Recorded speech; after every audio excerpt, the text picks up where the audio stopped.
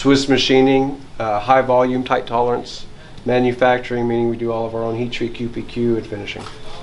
That's awesome. That's us in a nutshell. So essentially a Swiss screw machine dates all the way back to the first screw cutting lathe patent, which was 1798 to make screws on the lathe. As technology expanded, it ended up having milling technologies. And really the Bridgeport mill was the who's in 59, but there was milling before that. So with the Swiss screw machine, essentially what we have is we have a lathe and a mill on the main, and then we pass that part that was made on that mill and lathe on the main to the subspindle, which is another mill and a lathe. So that's what allows us to do a one and done piece. There's not operator variability going from lathe to mill machine back to lathe, so on and so forth. So we're allowing the machine to do a one and done from start to finish from a 12-foot rod. Let me introduce you to Chip. He's one of our lead machinists. Chip. Nice to meet you. Essentially, we have a Swiss screw machine manufactured by Citizen. The Citizen brand has a lot of history to it. It goes all the way back to the 1800s with Citizen Textiles in Japan. So it was equipment that was made by the citizens for the citizens. And so we wanted to keep that. If I could find a Citizen USA made machine, we would purchase it. Unfortunately, there's not any ones that are to this level of quality that the Japanese have perfected over time. They are the leaders in Swiss screw machines. They have the market share of 75% of the screw cutting market is Citizen Swiss machines. But with this machine here, it's an L32, so it's up to 32 millimeters in diameter. We've had it converted to a 38 millimeters, so basically 1.5 inches in diameter is our capture. With that, all these Swiss machines that you'll see today start out with a 12-foot rod. You open up the bar feeder. So everything starts out with a 12-foot rod. And so here's where the rods are stacked. Once it completes a cycle and eats the rod down, it will pull out a remnant that retracts, drops down there in the remnant chute. The next rod loads and the cycle begins again. So these machines are designed to run 24 hours a day, 7 days a week. With that being said, to keep these machines running to that level, you got to do maintenance. So with our mission, we're world-class Swiss machining and manufacturing. Means our goal is to run these machines 85% of the seconds in a day. So that's our goal every day of 90% availability, 95% efficient, at 99% quality is the objectives that we go. And that's what allows us to compete with the Germans, the Japanese, everyone on the manufacturing world stage. World class is considered 85% of the time, or overall equipment effectiveness. So with screw machines being automatic, it allows us to compete on the world level and not be operated. So this particular machine has been converted to 38 millimeter capture altogether, and we'll open it up here when it completes the cycle and go inside. This machine also has a 2,000 PSI high pressure coolant tank. So each one of the tools that we use at the time that we're cutting is getting 2,000 PSI of coolant pushed through the tip. That's what allows us to have such high feed rates and get these cycles down competitive to the world. When we started out these cycles, you know, a cycle could be almost 10 minutes. Now we're closer to 6. And so every 6 minutes you got another flashhider or another muzzle brake coming off the machine. Running 85% of every day. That's amazing. How do the rods get loaded in if nobody's here? Sir, we load up to 12 rods. Well, depending upon the rod size, this is a track. So this one here can hold up to 9 rods. So it holds 4 rods, then it's going to be required in the overnight run.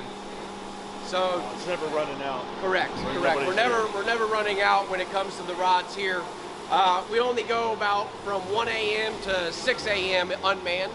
We have first shift that starts in the morning, and then second shift that ends at 1 p.m. or 1 a.m.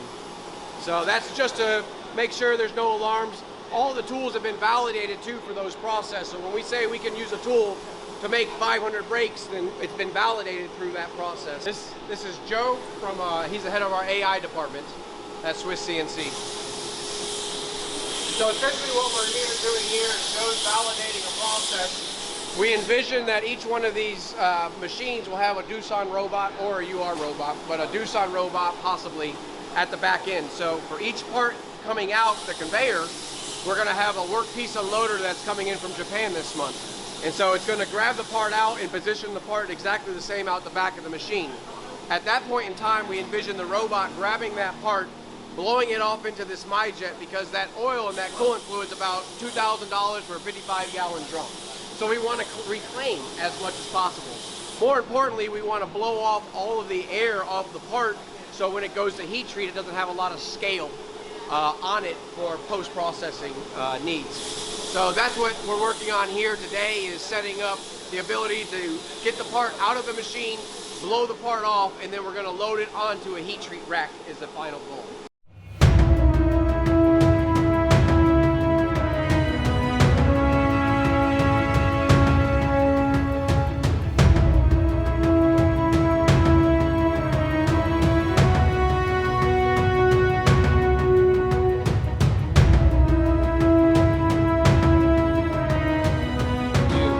This stage, we go ahead and grab them, put them in the machine, and as they go ahead and spray it all off, get every discrepancy off of it, get inside the thread, anything that needs to be pulled out, any of the extra metal shavings, anything like that, all of it gets blasted out.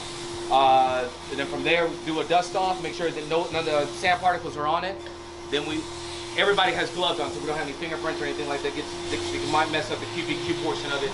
And then we put them on our trays. We have a QC guy. He inspects everything. If there's anything that needs to be redone on it, again, if it's a dented or anything like that, if we can buff it out, we will. If it doesn't, then we'll non-perform it, and then we'll figure out our next decision, what we need to do from there. And then from here, once we get everything set up, we send it out to QPQ, let that process get done. When it gets back, we do a re-inspection, make sure that that's the way we want it before it gets to you guys.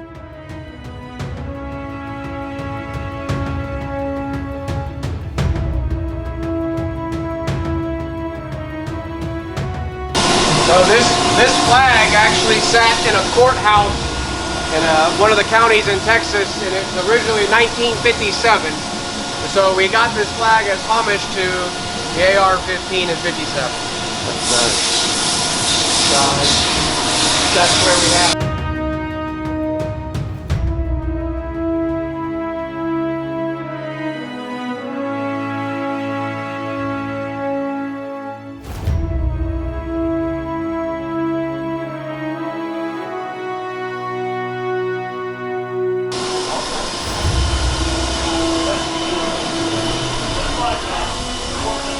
I could mill around in front of that a spell, you know what I'm saying?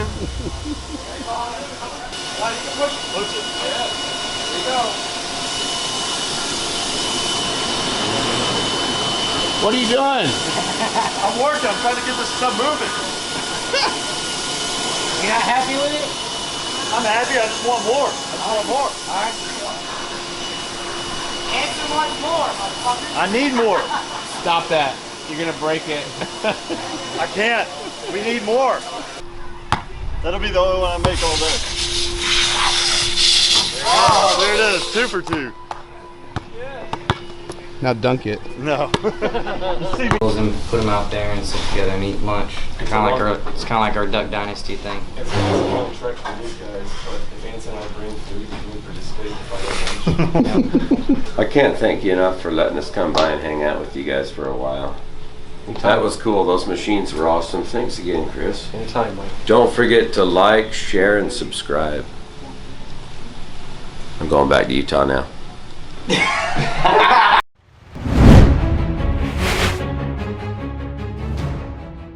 Hey, thanks for watching our video.